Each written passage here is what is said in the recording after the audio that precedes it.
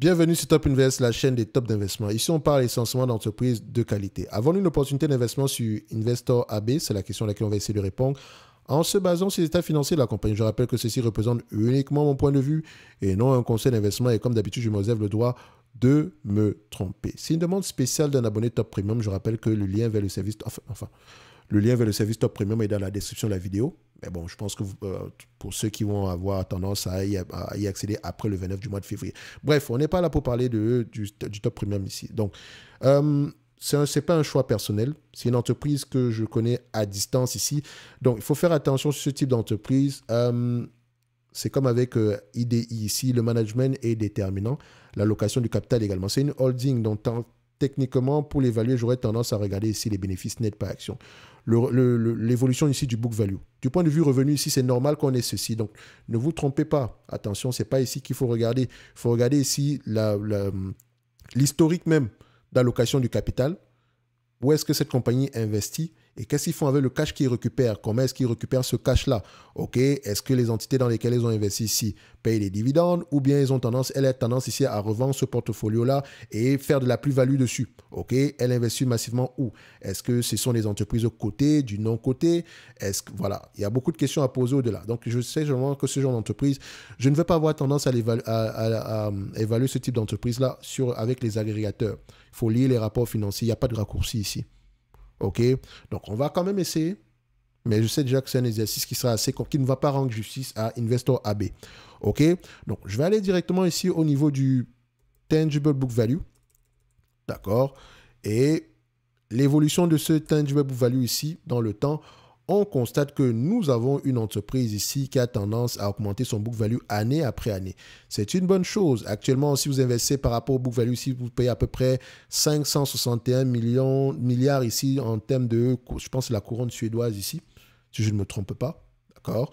Donc, ici, ça donne quoi du point de vue prix ici? Donc, si on prend ici le price to tangible book value, le marché paye généralement combien de fois les actifs tangibles nets par action?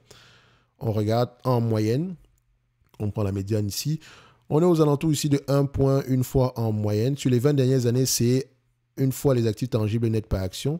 Sur les 10 dernières années, c'est 1,1. Sur les 5 dernières années, c'est 1,2. Donc, les opérateurs de marché sont de plus en plus optimistes sur les dernières années. Moi, j'aimerais bien payer aux alentours de 1,1 de une fois les actifs tangibles par action ici. Donc, il faut savoir à peu près maintenant. Les actifs tangibles par action en date d'aujourd'hui augmentent à un rythme de combien? Quel pourcentage? Parce que si je paye 1,3 fois, ça veut dire que je paye 30% en supplément, n'est-ce pas? Combien de fois il va me falloir combien de temps ici pour à peu près retrouver à peu près un book value ici de 1 pour 1? Je ne sais pas si vous me comprenez. Actuellement, le book value est à 500 millions.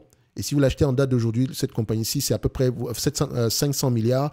Et si vous l'achetez en date d'aujourd'hui, c'est 700 milliards. Donc, on a 200 milliards de différence. OK? Si je regarde l'évolution du book value en question ici, en quelle année je pourrais m'attendre à un book value de 700 milliards? Ce n'est pas un exercice ici. Premièrement, il faut savoir le book value, il est constitué de quoi? Est-ce que le book value est mis à jour chaque mois, chaque trimestre? D'accord? Donc, il faut vérifier. Parce qu'on peut avoir un book value qui n'est pas mis à jour chaque trimestre, qui n'est même pas mis à jour.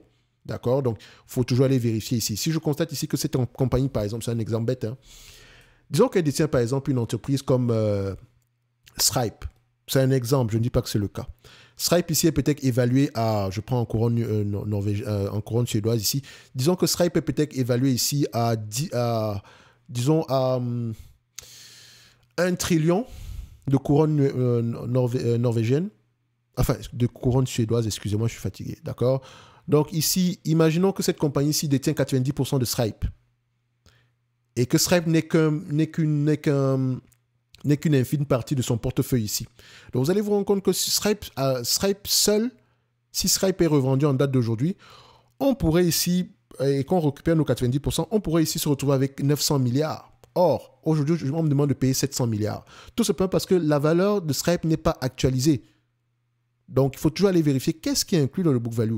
C'est déterminant. Si on veut investir cette compagnie-ci à long terme. Évidemment, ce sont les entreprises qui payent également des dividendes ici. Je pense même que c'est généralement...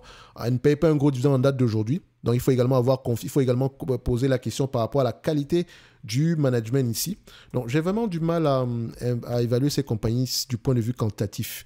Parce que je sais que j'aurais tendance ici à me tromper sur l'analyse quantitative ici, parce que ça ne se fait juste pas sur ce type d'entreprise. Oui, ça existe des entreprises qu'il ne faut peut-être pas évaluer quantitativement uniquement. Enfin, on évalue quantitativement, mais sur les agrégateurs, c'est pas l'idéal. Ok, vous allez peut-être voir ici, quand je regarde les bénéfices nets ici par action, on n'a rien de stable. Donc, si je me limite juste à ça, je ne vais jamais regarder cette compagnie-ci. Pourtant, il peut y avoir quelque chose d'assez intéressant à aller regarder en profondeur. Les operating cash flow également pourraient être intéressants à aller regarder. Ok, vous constatez également ici qu'elle n'aura pas tendance à payer un dividende ici au-delà des operating cash flow. OK, donc le dividende en lui-même, il augmente année après année, c'est une bonne chose. Donc, il faut également vérifier ici la réserve de cash, la dette nette ici. OK, donc, Investor AB, en date d'aujourd'hui, du point de vue tangible book value, c'est un peu élevé par rapport à la moyenne. OK, un peu élevé par rapport à la moyenne, mais ça va également dépendre de ce qui est inclus dans les actifs tangibles par action.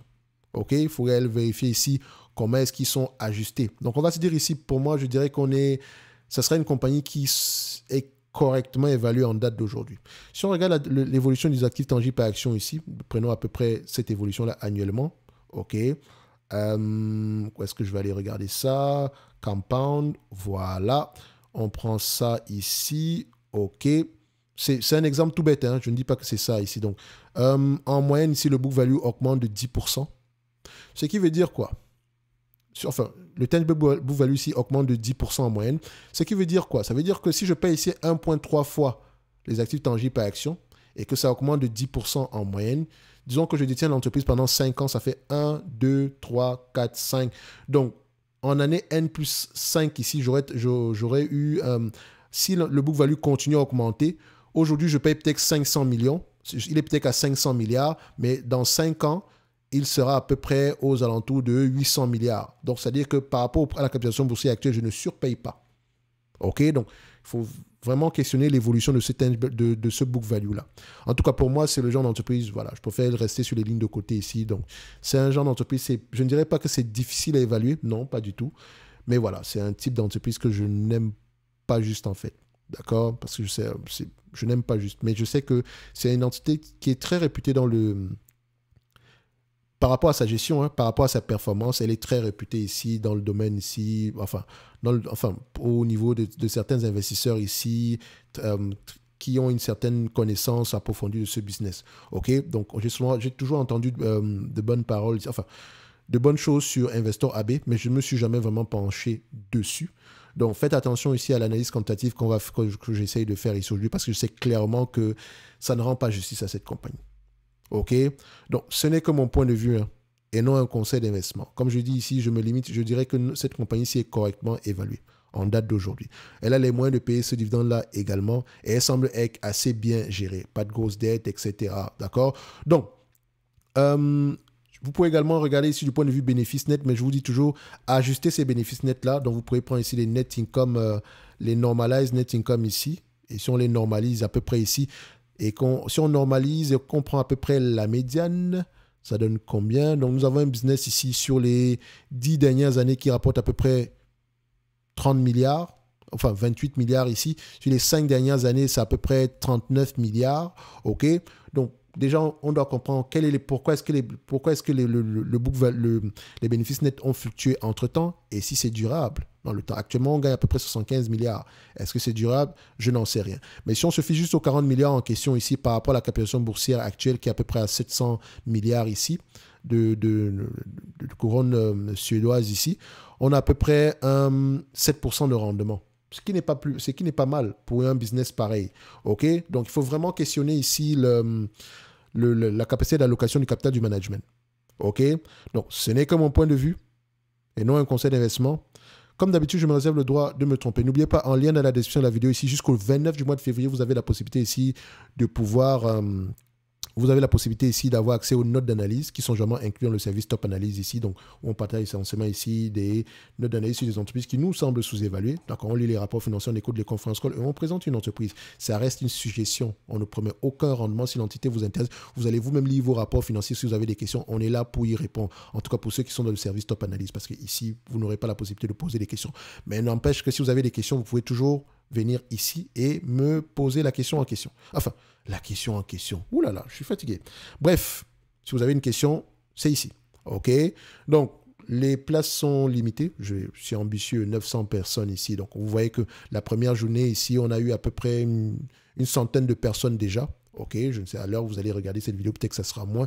Donc, jusqu'au 29 du mois de février, vous pouvez avoir accès gratuitement. Vous avez également la watchlist. Gratuitement, vous pouvez avoir accès à ma watchlist ici. Donc, si ça vous intéresse, vous pouvez également garder ça au-delà du 29 du mois de février. Bref, on va se donner rendez-vous sur la prochaine vidéo. Investor AB, ça peut être intéressant à aller regarder en profondeur au prix actuel. Merci.